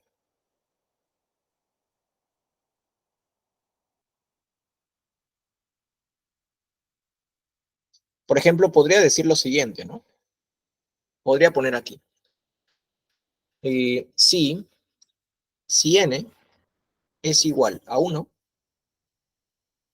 o sea, si el usuario pone un término, yo voy a retornar, lo que voy a retornar es una lista, ¿ok? Una lista. 0. Recuerden que 0 sería el primer término, ¿no? Así. Y bueno, ahí acabaría todo prácticamente. A ver, veamos. Claro, solamente está la opción de que si viene el usuario y pone quiero un término, tengo esta lista, ¿no? Con el primer término de aquí. Pero ahora si viene el usuario y pone, por ejemplo, dos términos, me va a salir vacío. Porque todavía no he agregado el código para en caso de que la n valga 2. Pero lo que yo quiero que me aparezca aquí sería el 0 y el 1. Entonces puedo agregar ese condicional aquí. Si n es igual a 2, quiero retornar 0 y 1. Podría seguir, ¿no? Podría poner acá, uy, perdón, aquí recuerden que es elif. Podría seguir. Si n es igual a 3, quiero retornar ahora 0, 1 y 2. Y puedo seguir infinitamente, ¿no? Pero esa no es la idea. Porque recuerden que yo no voy a poder programar infinitas líneas, ¿no? No, perdón, aquí no es 0, 1, 2, aquí es 0, 1, 1. Y aquí sería 0, 1, 1, 2. Ok, pero bueno, esto es ineficiente porque nunca voy a acabar. Entonces, para ello tengo que utilizar recursividad.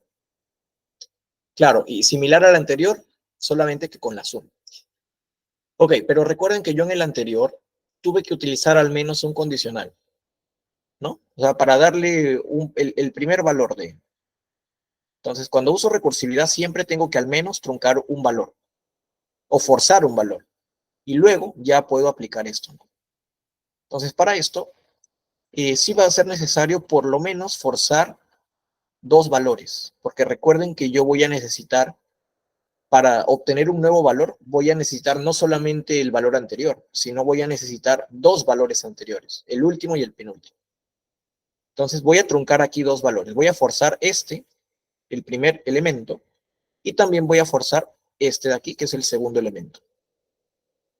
Entonces, a partir de que n vale 3, ya no lo voy a colocar así, sino voy a poner else. ¿Ok? Y aquí yo voy a retornar otra cosa. Entonces, aquí voy a decir que la serie es igual a qué. Voy a retornar la serie. ¿Pero a qué va a ser igual la serie? A ver, ¿qué pasa si viene el usuario y ingresa el número 3? ¿Cuántos términos quieres? 3, ya. Entonces, n vale 3, ¿no? Esto es falso, entonces viene por acá. Y yo lo que quiero calcular es una nueva lista. Pero ahora esta lista tiene que tener 3 valores, ¿no? Aquí va a tener el 0, aquí va a tener el 1, y aquí va a tener la suma de estos dos anteriores. Entonces, ¿de qué manera puedo utilizar ahí la recursividad? A ver, quién puede darme alguna solución ahí?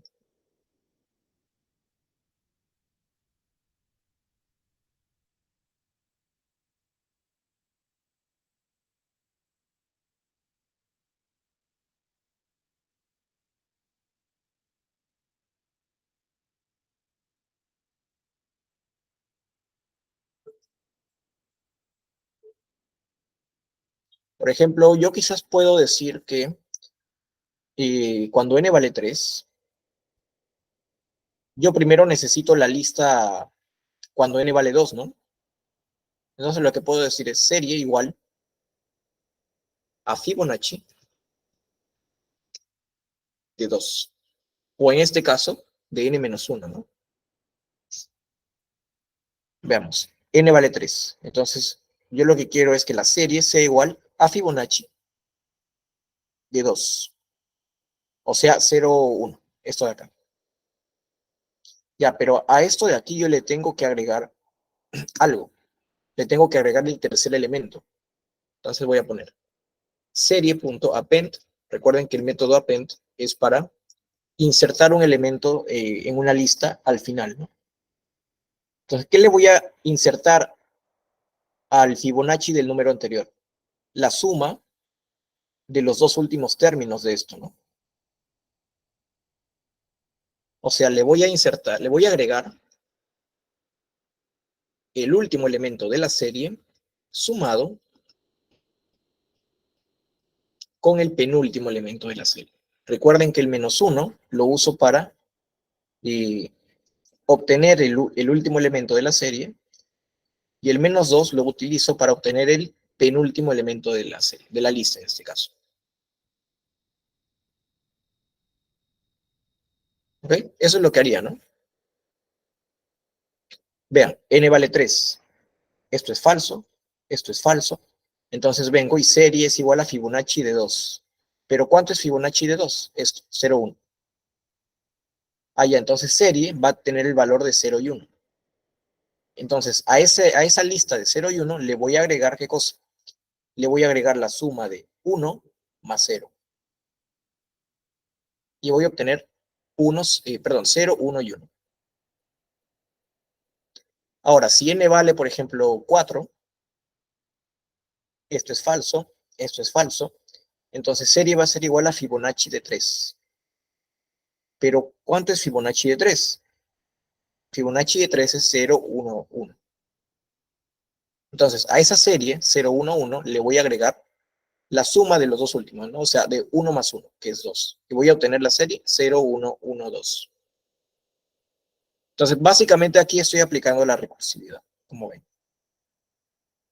Entonces, veamos. Tengo por aquí la ejecución de la función. Y ahora tengo esto, ¿no? Ingresa el número de términos. A ver, un término. Listo. Tengo 0, porque esto retorno esto, ¿no? Nuevamente, quiero ahora dos términos. Tengo el 0, 1. A ver, ahora, ¿qué pasa si yo le pongo tres términos? Ahí está, 0, 1. ¿Qué pasa si le pongo 5 términos? Ahí está, ¿no? ¿Qué pasa si le pongo 10 términos? Ahí está. Los 10 primeros términos de la serie de Fibonacci, tal cual. ¿Qué pasa ahora si le pongo 30? Ahí está. Miren todos estos términos que he creado, donde efectivamente cada uno es la suma de los dos anteriores. ¿Lo ven? Ahí están los 30 términos.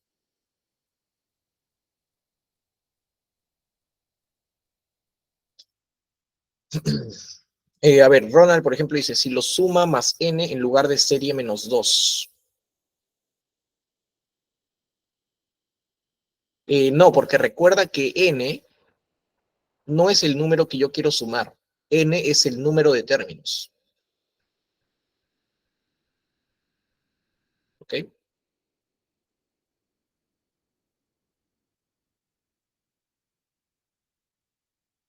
Porque como yo he puesto aquí 30, por ejemplo, yo puse 30, ¿no? Aquí yo no voy a sumarle 30. O sea, yo no le voy a sumar 30 a esto, sino le voy a sumar esto más esto. 30 simplemente es el número de términos que tiene. Entonces no le puedo sumar n. La idea sería algo así, ¿no? Sumarle los dos últimos elementos.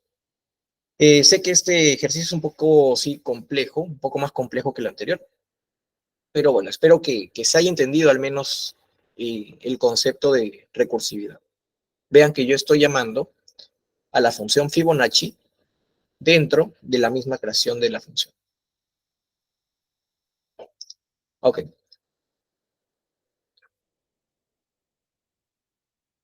Muy bien. Ahora, antes de que se acabe el tiempo, veamos este otro ejercicio.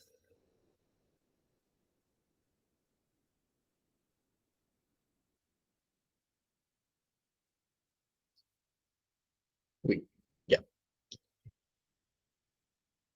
Por ejemplo, creemos una función que obtenga una lista con todos los divisores de un número. Por ejemplo, lo que yo quiero hacer ahora es venir y decir, bueno, voy a poner, ¿no? Ingrese un número entero, ¿sí? Lo transformo en entero. Y luego voy a decir, ¿no? Voy a calcular cuáles son los divisores de ese número. Voy a poner acá. Hallar divisores. Así se va a llamar mi función. Hallar divisores. ¿De quién? Del número. Y voy a imprimir aquí. Los divisores del número son divisores. Ahí está. Ese es el código main, mi código principal. Voy a pedirle al usuario que ingrese un número entero y voy a hallar sus divisores de ese número. Y esto lo quiero almacenar en una lista que se llama divisores. O sea, esto de aquí me va a retornar una lista, ¿ok? Voy a poner aquí como un comentario. Retorna una lista. Evidentemente la lista tiene que tener a todos los divisores del número, ¿no? Y aquí voy a imprimir. Los divisores del número son toda esta lista. Entonces tengo que crear aquí mi función que se llame hallar divisores. De un número, ¿no? De n, por ejemplo.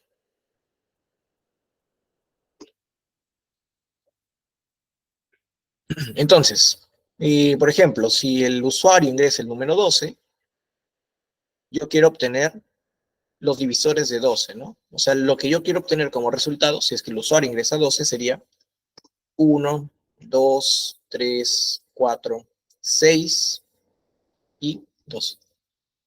Recordemos que esto de aquí son los divisores de 12. Esto es simplemente para un ejemplo. A ver, piensen, ¿cómo harían eso? Para ello, primero tienen que pensar en cuál es el requisito para que un número sea considerado divisor de otro número.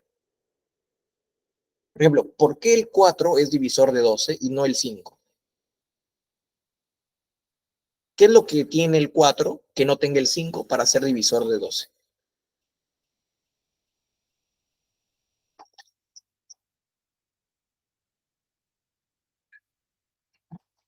Ahí lo que dice Jacinta es el concepto de número primo, ¿no?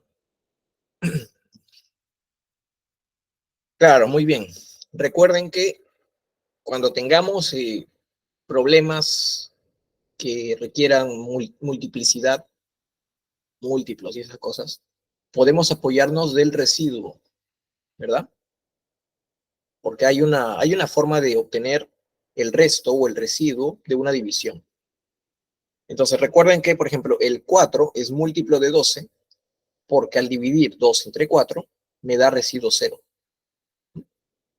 Pero el 5 no es múltiplo de 12, porque al dividir 12 entre 5 no me da de residuo 0. Allá, entonces puedo usar esa condición para determinar si un número es o no es divisor de otro. Entonces, vamos a hacer el código. Primero, voy a crear una lista vacía. ¿Ok? Divisores. Así. Si yo hago esto, estoy creando una lista que no tiene ningún elemento todavía. Por el momento está vacío. Y yo voy a ir agregando elementos a esta lista mediante un bucle. ¿Ok? Bueno, este bucle, por ejemplo, lo voy a hacer con puede ser con un while o con un for. No sé, ¿cuál usarían ustedes? O con un while true, por ejemplo. Vamos a hacerlo con un while true. O sea, un bucle que se repita varias veces, infinitas veces, ¿no? Y luego voy a tener que agregarle un criterio de parado.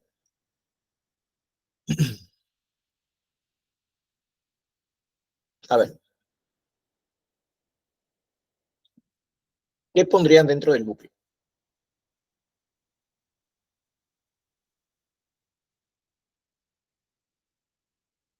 Por ejemplo, primero voy a crear un contador o una variable i que lo voy a inicializar en 1. Así. Y ahora, dentro del bucle, voy a poner un condicional, ¿no? Y voy a decir, si el número, al dividirlo entre mi variable i, me da como resultado 0, quiere decir que este i es divisor del número, ¿sí o no? Recuerden que n es el número que ha ingresado el usuario, del que yo quiero obtener sus divisores. Entonces, si esta variable i es divisor del número, o sea, esto de acá, si esto se cumple, ¿qué va a pasar? Yo voy a agregar ese número a esta lista de divisores, ¿no? Entonces voy a decir divisores.append. ¿Qué agrego aquí? Pues agregaría este número, ¿no? El número i, la variable i.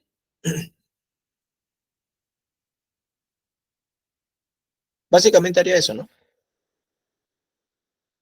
Claro, y luego tengo que actualizar mi variable i más igual 1. Y se va a repetir de nuevo. Pero ahora i ya no va a valer 1, sino va a valer 2. Entonces va a decir ahora, por ejemplo, imaginemos que n vale 12, ¿no?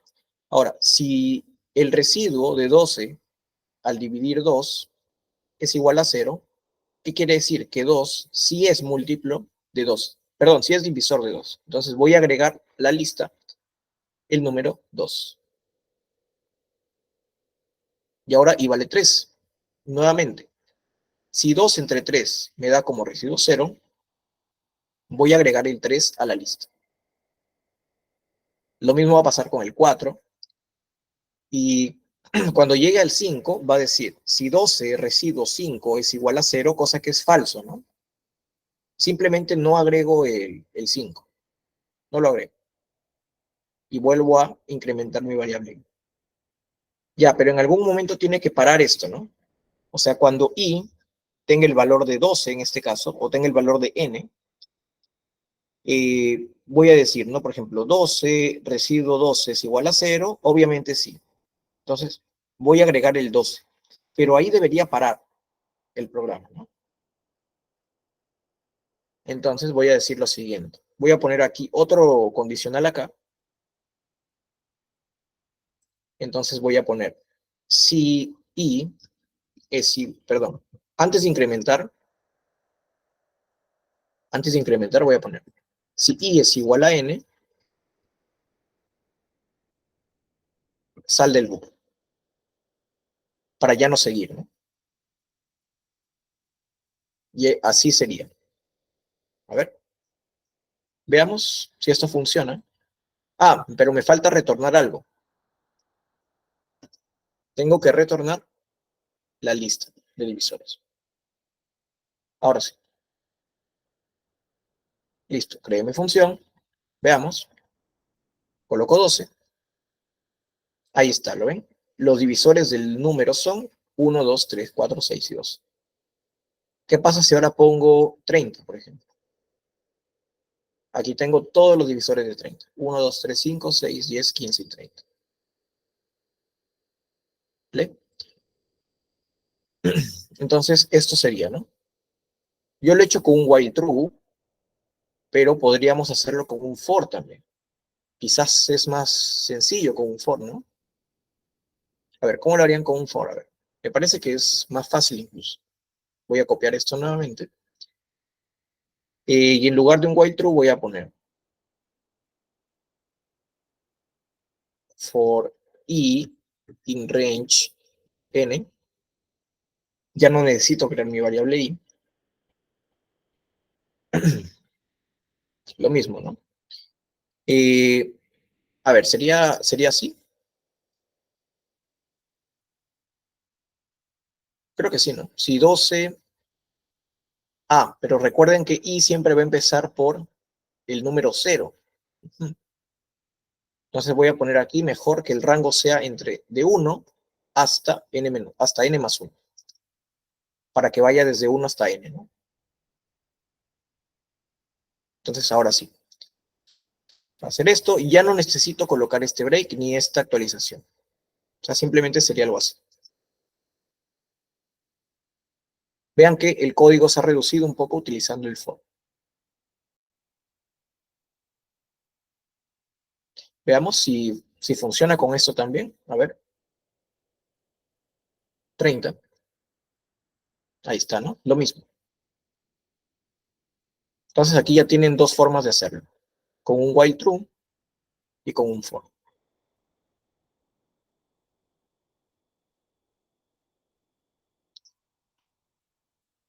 Por ejemplo, bueno, ahí Franz ha enviado también su código.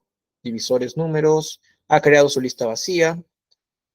Mira, ha hecho exactamente lo que yo hice con el for. Creo que no hay diferencias ahí. No, es exactamente lo mismo. Sí, tal cual.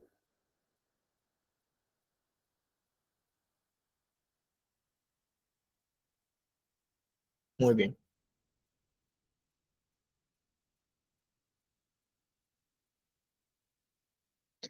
Diferencias entre while y while true. Recuerda que el while, o sea, en realidad, si te pones a pensar, el while y el while true es lo mismo. ¿Por qué? Porque mira, recuerda que cuando usamos while,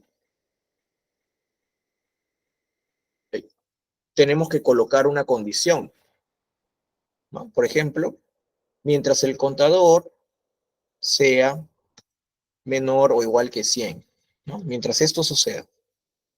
Y colocamos aquí nuestro código, ¿no? Pero claro, antes tenemos que crear el contador, etcétera. Algo así. Y aquí actualizarlo, ¿no? Ya. Esto en esencia es while. Pero recuerda que esta comparación me retorna un booleano. O sea, esto me va a retornar o bien true o bien false. ¿Ok? ¿Qué es lo que pasa con el while true? Que estoy forzando a que esta condición siempre sea verdadera. Pero en esencia, fíjate que es lo mismo. Porque yo aquí tengo un booleano que puede ser true o false. Sin embargo, aquí yo tengo un booleano. ¿Perdón? Sin embargo, aquí yo tengo un booleano que siempre va a ser true. Esa es la única diferencia. ¿Okay? Pero siempre es while y aquí un booleano. Ahora, la diferencia radica en que, como yo aquí voy a tener una condición, esto en algún momento va a ser falso. En cambio, como yo tengo el while true, esto nunca va a ser falso. Entonces yo tengo que salir del bucle de alguna manera, ¿no? Entonces, en un while true sí voy a necesitar adentro del bucle colocar un condicional, una condición por acá. Y si se cumple la condición, con el break salgo del bucle. En cambio, con un while normal, ya no es necesario colocar esto. Porque para el while normal, yo tengo que hacer que esto sea falso.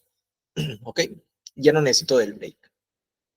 Esa es la diferencia, Franco. Claro, básicamente en while normal la condición lo uso al principio y en el while true la condición lo uso al final, ¿no? Sí, básicamente eso. Pero en esencia, ambos son lo mismo. Es un while y un booleano aquí. Muy bien. Ya para terminar, porque ya nos quedan menos de 10 minutos. A ver, creemos rápidamente esta función. Una función que indique si el número es primo o no. O sea, yo voy a poner acá num igual entero input ingrese un número.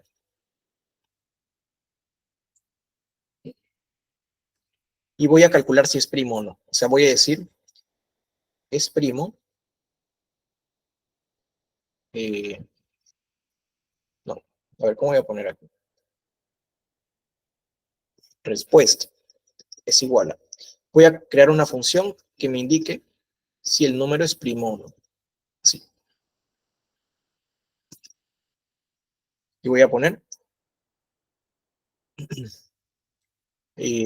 no sé, a ver.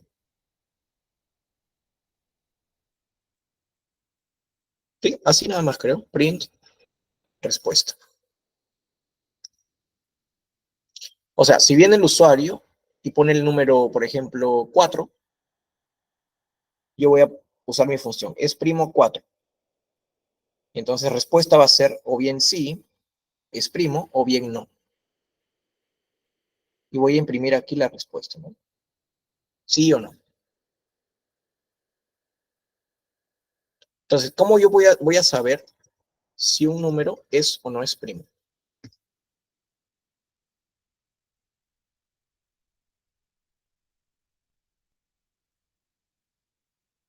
¿Cuál es la condición para que un número sea primo o no?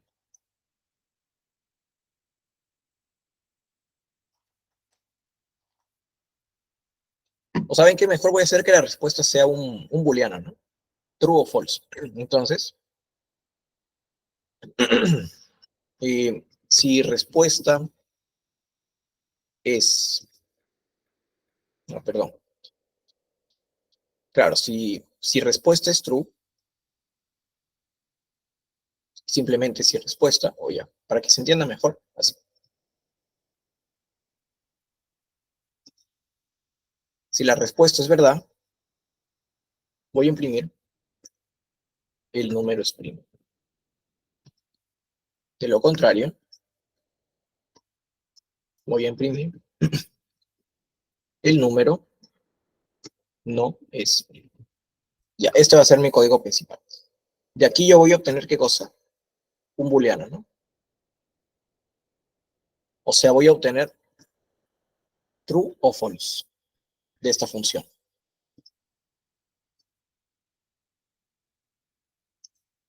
Ya, ahora sí.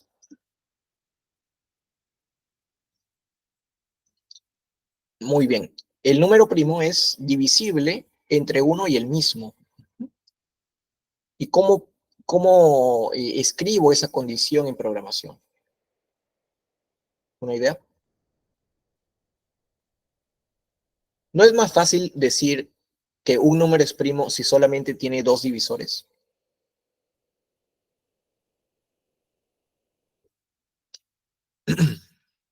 Porque recuerden que yo ya tengo una función que me halla los divisores de un número, ¿verdad?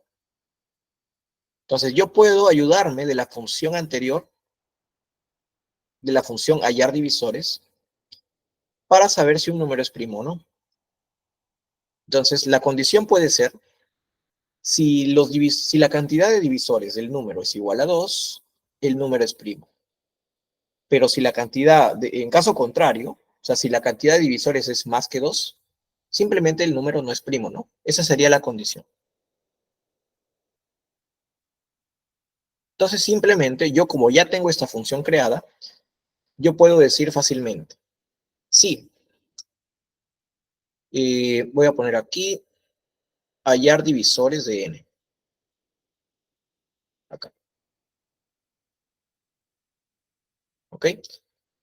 Recuerden que esto me devuelve la lista con los divisores de n, del número, ¿no? Entonces, para saber cuántos elementos tiene esa lista, voy a utilizar len.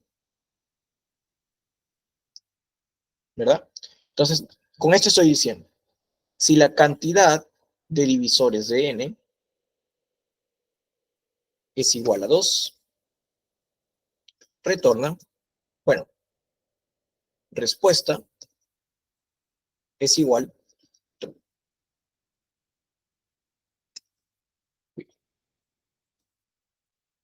De lo contrario, respuesta es igual a falso. Y voy a retornar la respuesta. O sea, vean qué simple es cuando yo ya tengo una función que me realice esto. ¿Ok? Es decir, si el usuario pone, por ejemplo, el número 3, aquí, yo voy a decir, es primo 3, n vale 3. Entonces, lo que voy a hacer es hallar los divisores de 3. Esto me va a arrojar una lista con los elementos 1 y 3, ¿no? Entonces, la longitud de esa lista es igual a 2, ¿verdad? Porque 1 y 3 solamente son dos números. Entonces, esto va a ser true. Me va a decir que el 3 es primo. Sin embargo, si el usuario pone el número 4, n vale 4, entonces, hallar divisores de 4 me va a arrojar una lista con 3 elementos, ¿no? 1, 2 y 4. Entonces, esto de aquí va a ser igual a 3. Por lo tanto, esto es falso. Y me va a retornar falso. ¿Ok?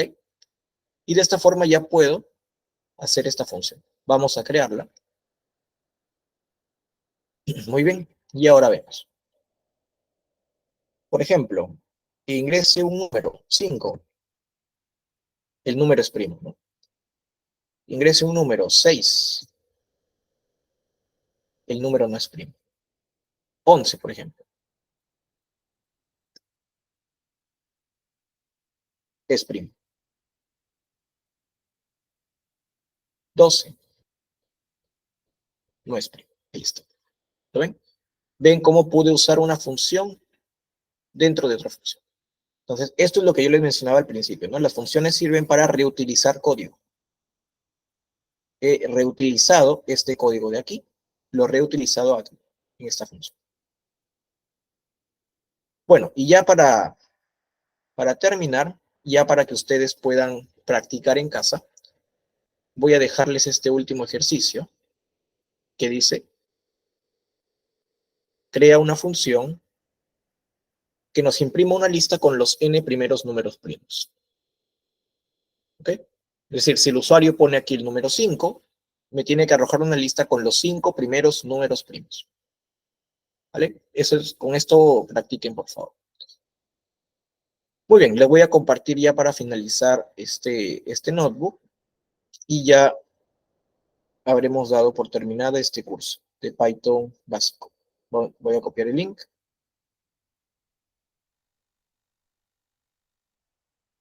Y aquí está. Muy bien, chicos, pueden ingresar ahí a ese link. Van a tener la clase de hoy. Y bueno, hasta aquí ha llegado el curso. Espero que se haya entendido todo.